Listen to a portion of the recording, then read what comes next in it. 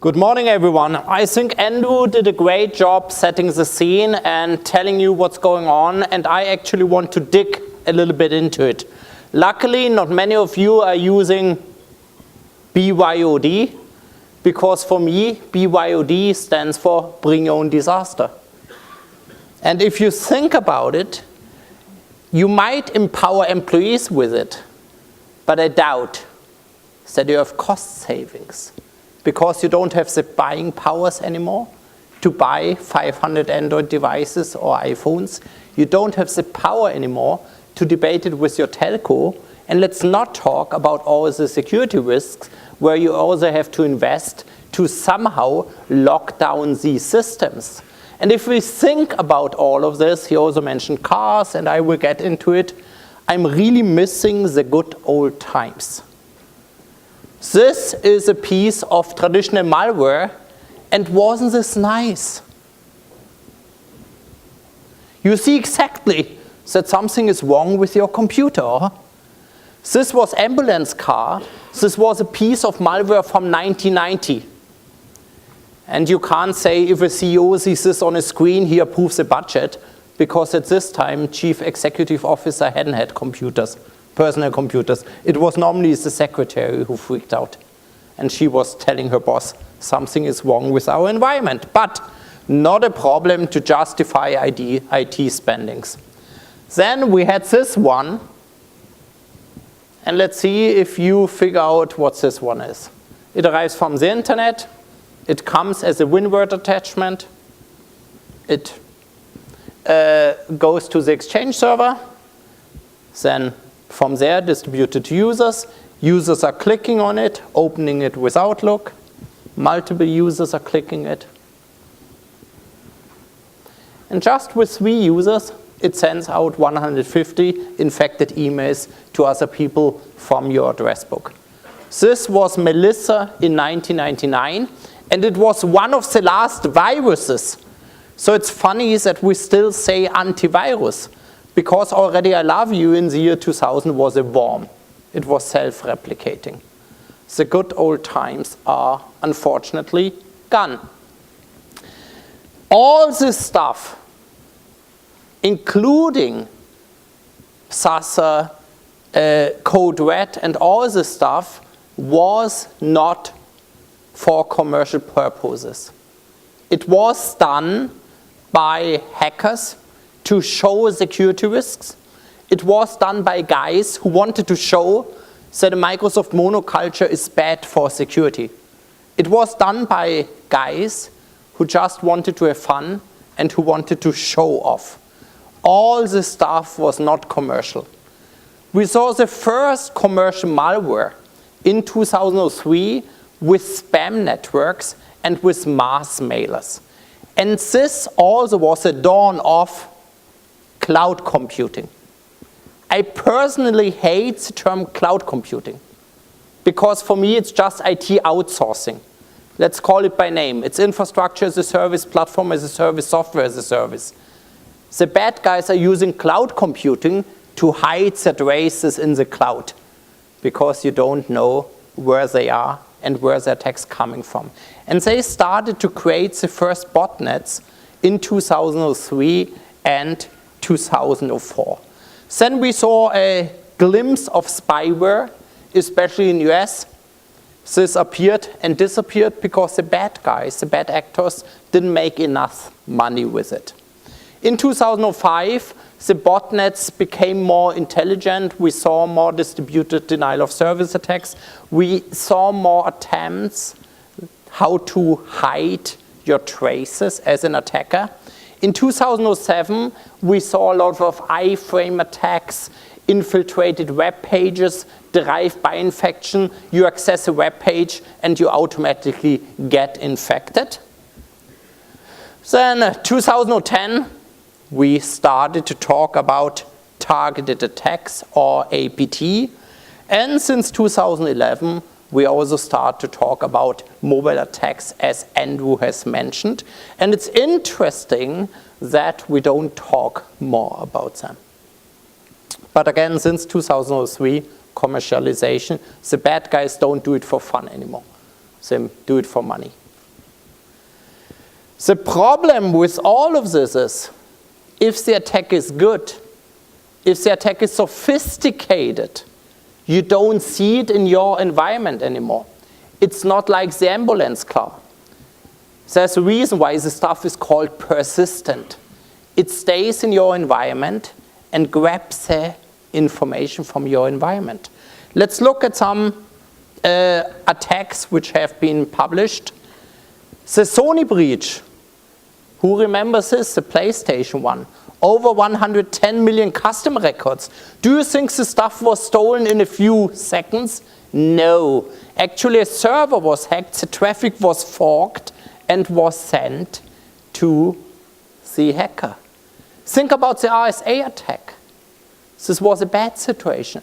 RSA had active malware within the environment. RSA is a security company.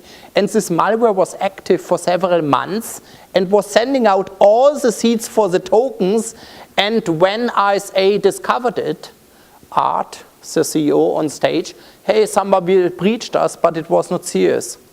4 weeks later, somebody breached us and maybe it was serious. A few months later, oh, we have to recall all the tokens. But that's how a sophisticated attack is. Even if you figure out that you have been a victim, it will be difficult to do a forensic analysis because the bad guys try to hide the traces and also try to hide what they have been stolen because that's their business model. When we talk about malware, we still talk too much about traditional stuff. And to be frank, we also try to sell you silver bullets. When a security company knocks at your door, they tell you 100%. They tell you all this bullshit you want to listen to. There is no 100% in IT security. Let's be honest. With modern attacks, you don't have any service interruption. So it's unlikely that you will see even a bot within your environment. Not to talk about a targeted attack, about an advanced persistent threat. The target audience makes it even more difficult to see the attack because it might be only a certain industry or it might be only your company being targeted. So we as a security player, we will not get the sample. How could we analyze something? How could we protect you with signatures? How could we detect you with heuristics if the malware fools us and we don't know about it? We don't have a way to analyze it because we will not get a sample from you. This is why the detection rate with traditional antivirus is less than 10% for APTs within a month. Traditional malware is easy. We are sharing with all the other security players. We are getting about 300,000 samples, malicious samples, in our labs per day. A lot of them are duplicates because we are sharing with Symantec. Symantec is sharing with us, independent security researchers, all of us. Out of the 300,000, 150,000 per day are unique. And we need to generate about 80,000 signatures per day to protect against them. And this is working pretty well. But this is not targeted. Targeted with traditional antivirus, lower than 10% detection rate within a month. So we definitely have to rethink how customers' environment need to be protected.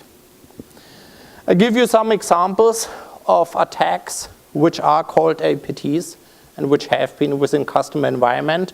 And for all of this, we have white papers. So if you need to know more about them, just visit trendmicro.com and download them. This was a campaign. It was targeting different industries in different countries. It was likely launched out of China. But as Andrew has mentioned, nobody will raise his hand and say, I attacked this country, or I did cyber espionage on Australia, or New Zealand, or Europe. Nobody will ever say this. Lucky Cat, Tidor, government organizations in Taiwan just before the election. And we call this ISOSHI. And this is all stuff we know about. There's a lot of stuff nobody knows about. So We have two categories. One is advanced persistent threat. Stuxnet was advanced. It was using zero-day vulnerabilities, and the usage of these zero-day vulnerabilities already gave us an indicator that it likely was a state-sponsored attack. Because buying the zero-day vulnerabilities in the underground market was at least $2 million US. Not many attackers will spend $2 million US to attack somebody. It was persistent. It was on the systems for quite a while. And of course, it was a threat. It was destroying the centrifuges. It was not targeted. Stuxnet was infecting every WinCC system on Earth. The payload was only triggered in Iran. But a lot of states had problems with the power grids due to Stuxnet. Targeted attacks. You don't need a zero-day vulnerability if you are able to do social engineering on your victim. As Andrew has mentioned, somebody sends you an email, hey, I'm an old classmate, click here. And the attacker normally also knows already that you haven't patched your systems. So do you need a zero-day vulnerability? You try it at first without. Only if this attempt is not successful, you raise the bar as the attacker till you are in. And if you want to get in, you are getting in. You just drop a USB stick on the parking lot. And guess how many people will pick this up and put it into a company computer? A lot. So forget about your DMZ and your perimeter defense. Targeted is against your organization or against a specific industry. Does not need to be very advanced. The attacker knows what he's looking for, and we make it easy for the attacker by revealing too much, like being on Facebook, being on LinkedIn, making yourself vulnerable by mixing business with private life and revealing all this on Twitter, on wherever. And as Andrew has mentioned, especially the young generation does not have a lot of, I would say, feelings about what to reveal and what not to reveal. They might make your company even more vulnerable by revealing too much. On the other hand, you need to give them the tools, otherwise you're not attractive as an employer. So it's a dilemma. It's the same with bring your own device. If you force all your employees to use BlackBerries, they use the safest device, but they might not like to use BlackBerry. They might not choose you as an employer if they can't bring your Android, if they can't bring their iPhone, if they can't tweet during working hours. It's a balance we all have to find within our environments. The attacker knows what he's looking for. What was South Korea, 20th of March? Was it just hacktivism by a group? Was it cyber sabotage by wiping out master boot records, not only of Windows-based systems, but on Unix-based systems? Or was it actually cyber terrorism? Nobody claimed to be responsible for this attack, but it definitely was destructive. But it also was targeted.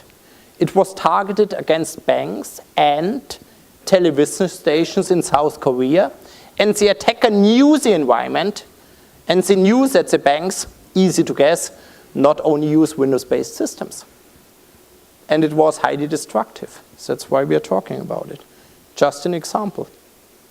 Targeted, but high visibility. And sometimes you actually have an unusual target. You always have this doomsday scenario that somebody is attacking the scatter network of a different country. Who of you has seen Die Hard 4? Where this plant exploded? Guys, it is possible. But do you think that China will nuke US with a scatter attack? It's the biggest export market. They have way too much to lose. They will not do this. Because China is export nation number one, and the receiver number one is US. Actually, US is not export nation number 2 worldwide. Funny enough, it's my home country, it's Germany. So, but again, Germany also has a lot of intellectual property. So we see a lot of cyber espionage. But we will not see that somebody will destroy our critical infrastructure. But even with this critical infrastructure, we are not very careful. This is a Hoover Dam. And if you do the tour of the Hoover Dam, you will see a lot of human beings. You will see a lot of manual controls. You don't see many computers. So nobody's flooding, Nevada by doing some stuff with the Hoover Dam. No. But you have a lot of small systems in small cities and small villages. A typical industry control system looks like this. And we did an experiment. We simulated a water pressure control system in a small city in US. We set up the system and we wanted to see what's happening. To do this, it needs to look like a real system. And by accident, the system, of course, is connected to the internet. You will be surprised how many of these systems are actually connected to the internet by accident. Because otherwise, you have two management consoles. You have one console where the operator gets the instruction, and then he has to retype the instruction into a second system. People are lazy. They just connect the systems. And bingo, you have a connection to the internet. So to do this, we needed some hardware. We needed some Siemens controllers. We needed some microprocessors. What we didn't simulate have been the actual water pumps. What we didn't buy, sorry, because this was the expensive part. That's what we simulated. That's how it looked like. We also saw the documents. We even had a warning page, don't hack the system. It's owned by whomever, which was somehow an invitation. We had the first attack within 36 hours. We had a lot of aggressive attacks. Interesting enough, the Chinese, they just did information gathering. They didn't try to change the spinning frequency of the water pumps, while the American attackers immediately changed the spinning frequencies. And the guys from Laos really have been aggressive. They wanted to kill the system. Interesting experiment. If you want to read more about it, we just released a white paper on it. And funny enough, we now have similar systems in China and Russia. And we are very curious who is attacking this system. So there will be a follow-up report later on and maybe a map who's attacking whom. And I bet everybody's attacking everybody. That's normal nowadays. Australia, by the way, was not in the picture, which is, you might be the nicest guys on earth or the most clever ones. So you reroute via China or elsewhere. So what could we expect next? What could go on? Your phone will be your wallet. You can't believe how much RFID and how much near-field communication is used already. A lot of your credit cards already have a chip embedded. When you buy a train ticket, it has RFID. When you start your car, it communicates via near-field communication. Entrance to the office, the same. Restaurant, automatic payment system. Look at Tokyo. It's amazing what you could pay with near-field communication in Tokyo. Theaters, stadiums, everything has these chips inside. Your phone actually becomes your wallet. And the rumor is that the next iPhone 5 actually has a fingerprint scanner which enables the NFC chip. Because Apple maybe is a little bit more clever than Android and said, I only do NFC if I have a kind of biometrics to control the usage of it, what Android didn't do. And as Andrew has mentioned, the malware really gets bad. Andrew also mentioned, what is Google doing? Unfortunately, not much. At first, we had total denial from Google. In 2011, we predicted in our threat report that by end of 2012, we will see 129,000 malware for Android. We released the report in November. Somebody from Google, the development lead for ice cream sandwich, the operating system version 4, Chris De Bono, did a blog article, said the security industry should be ashamed of themselves, said everybody who's working on them on mobile security is a charlatan and a scammer, and we never will see viruses and the stuff on Android. Oops. February 2012, Google introduced Bouncer, which was their way to remove malicious apps from the Google App Store. They're not very successful with this. In the latest version of Ice Cream Sandwich, they have a pattern-based scanner to detect stuff. They're not very successful with it, and they even acquired VirusTotal. Maybe to control this more, to get more samples. So we predicted 129,000. Google called us scammers, charlatans. No virus was possible. We presented how to create a virus on Android at Black Hat last year in US. We informed Google about this 4 months before, and even in the latest operating system, there's no solution against this specific attack we showed in public. We said 130,000 malware. We actually last year ended up with 350,000. For this year, we predict over 1 million. Comparing with Windows, it's still small, but it's growing fast. The bad guys also look at all the analysts. They know that mobile users are the new target, are the prime target, and they're using it. Andrew also talked about cars. Let's dig a little bit into this. It's amazing how many computers you have in these cars now. But this also makes the cars more vulnerable. One thing I bet you know is that you already have a lot of sensors within your cars. Andrew was talking about what Google is doing, what Audi is doing, BMW, Volkswagen. Andrew, why are they doing this? No, because we are getting old. Aging population. I don't drive a Porsche, you know why? Which makes sense in Germany, because that's the only country where you could drive a Porsche high speed. Because the average age to buy a new Porsche in Germany is 58 years old. I'm not that old yet. The average age in Germany for a car is 51.8 years. The average price of a car in Germany is 40,000 euro. It's damn expensive. You have an aging population. So all the modern system, all the assist systems like lane assistant, distance assistant, cameras, everything to automatically turn on the beams is all to support the aging population. But hindsight, when you have all the systems in the car, you could make your car vulnerable.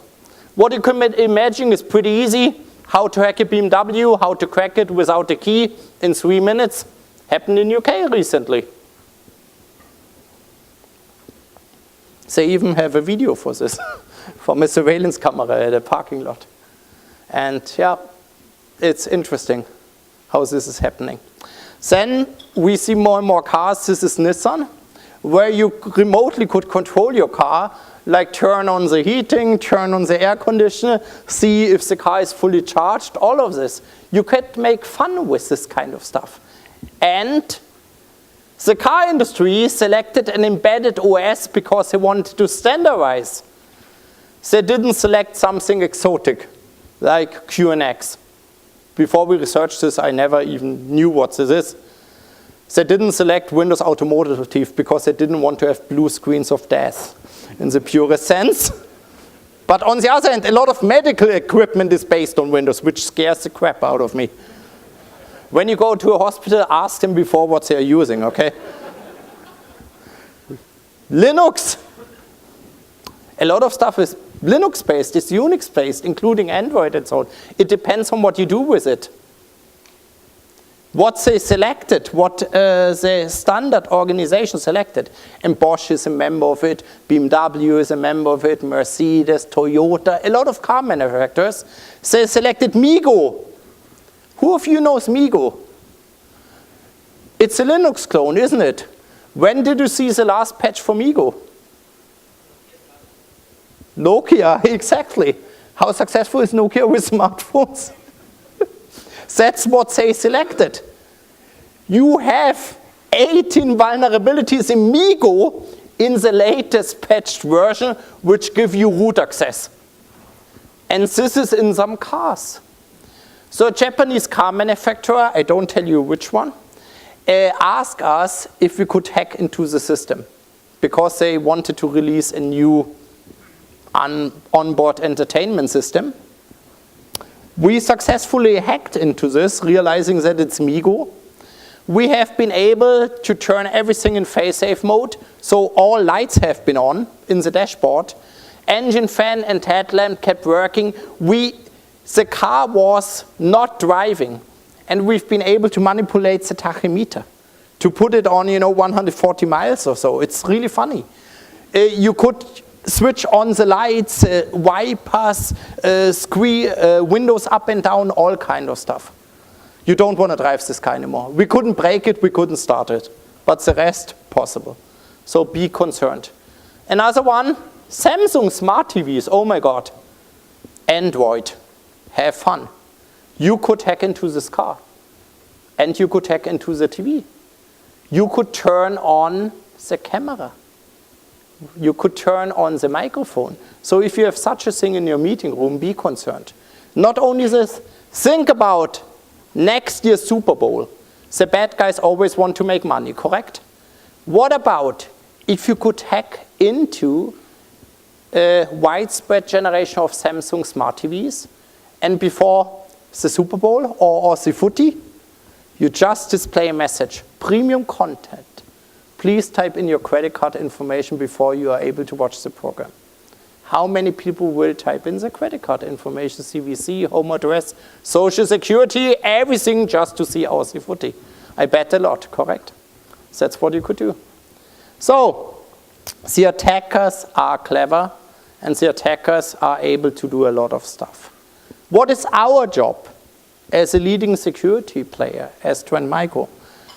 Our job is at first to educate and to tell you, if somebody wants to get in, he gets in. Let's just accept it. We can't sell you silver bullets. And we state this for quite a while. Our CEO stated in 2008 that the AV industry sucks. Our marketing departments had a problem with the statements, of course. So, we have to ask ourselves, do we do a lot of stuff just to satisfy the auditors? Because when the auditor comes in, do you have antivirus on your systems? Tick, tick. Is this just a checkbox? Or does it really improve security? You still need it. But does it really help you to spot targeted attacks? You need a solution which helps you to spot evil. This is a painting in a cathedral in France, and actually 700 years ago painted. And just recently, researchers detected that somebody painted the devil in the cloud looking upwards. And I think that's what our job is, to increase visibility. And in my breakout this afternoon, I will show you how you could build up a custom defense to detect targeted attacks better. 100%? Unlikely. But definitely, you will see it way earlier than this average 210 days. What's also our job is to be as neutral as Switzerland. That's a benefit working for Trend Micro, to be frank. We are a very international company. So I don't care where the attack comes from. I will tell you if somebody out of US is doing industrial espionage on you. I will tell you if something comes out of China. I will tell you if something comes out of Europe. Because that's our job. Because we are a transnational company. And I think that's important. And that's why we are also working with law enforcement all around the globe. No matter if it's Interpol, no matter if it's Australia, no matter if it's Europe. We work with them all. So, thank you.